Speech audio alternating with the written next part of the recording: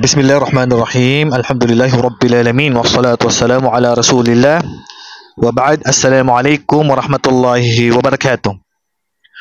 May katanungan dito ang ating kapatid na si Bay Farah. Si Sister Bay Farah. Sabi niya, "Salam Ustad, ask ko lang po. Isa po akong balik Islam. Ikakasal po ang aking kapatid sa simbahan. Pwede po ba ako mag-attend o hindi? Sana mapansin niyo po." Okay. So, mashallah, magandang katanungan, special sa bansa natin sa Pilipinas, which is marami po sa mga kapatiran natin na balik Islam na siyempre, ang marami sa kanilang kamag-anak ay hindi pa po Muslim. So, hindi na rin po maiwasan, minsan naiimbitahan din tayo sa ganitong kasalan. Minsan, alam mo, katrabaho mo is non-Muslim, kasama mo sa school, non-Muslim. So, iimbitahan ka niya. Mas pinakamalapit dito, kamag-anak ng mga balik Islam, non-Muslim.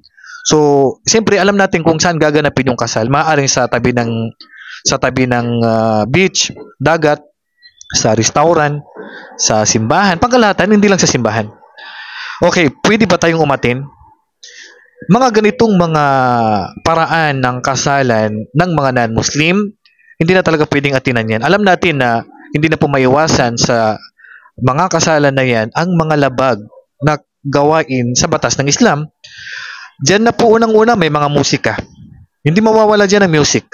Na alam natin na haram 'yun. Pangalawa, hindi na mawawala diyan na ang kanilang kasuotan ay sexy. So, siyempre, halo-halo na rin ang lalaki at babae diyan. At pang-apat, hindi na rin pumawala diyan ang mga inihahanda nila, may mga alak, may mga baboy. At panglima, hindi na rin pumawala dyan ang mga ritual nila na mga kufr na paglabag sa kautusan ng Allah subhanahu wa ta'ala. So dito, kapatid mo lang siya sa dugo, pero dapat meron tayong tinatawag na akida na al-wala wal-bara. Na dapat ang aatinan mo lang na mga imbitasyon ay imbitasyon ng kapatid mong Muslim.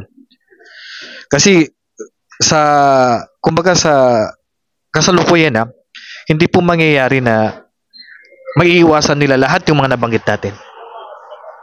Na kung saan ay walang music, hindi maghalo ang lalaki at babae, hindi matatakpan yung kanilang mga aurat, walang mga gawain, mga kufr doon na kung saan may mga pagbanggit sa kanilang Diyos, mga gawain na hindi pinahintulutan sa batas ng Islam, hindi kailanman mawawala ito sa mga ganitong mga gawain. Kaya naman, pangkalahatan, kahit kapatid mo yan sa dugo, ikaw ay balik Islam, kamag-anak mo, non-Muslim, kapatid mo, non-Muslim, katrabaho mo, non-Muslim, kakilala mo, non-Muslim, kasama mo sa school, non-Muslim, hindi pwedeng umatin dito. Kasi bakit? Hindi mo na maiwasan ang mga ganitong mga gawain nila na ipinagbabawal sa Islam na ang pagpunta mo doon ay masisira ang akida na al-wala wal-bara na dapat ang kilalanin mo na lang kaibigan mo, na aatinan mo ng mga program, dadaluhan mo ay dapat yung kapatid mo lang sa Islam. Mga gawain nila na labag sa batas ng Islam, dapat lalayuan natin. Kaya hindi tayo pwedeng umatin sa mga ganitong mga okasyon.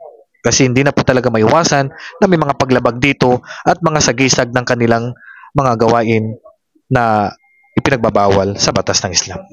Wallahu a'lam. Assalamualaikum warahmatullahi wabarakatuh.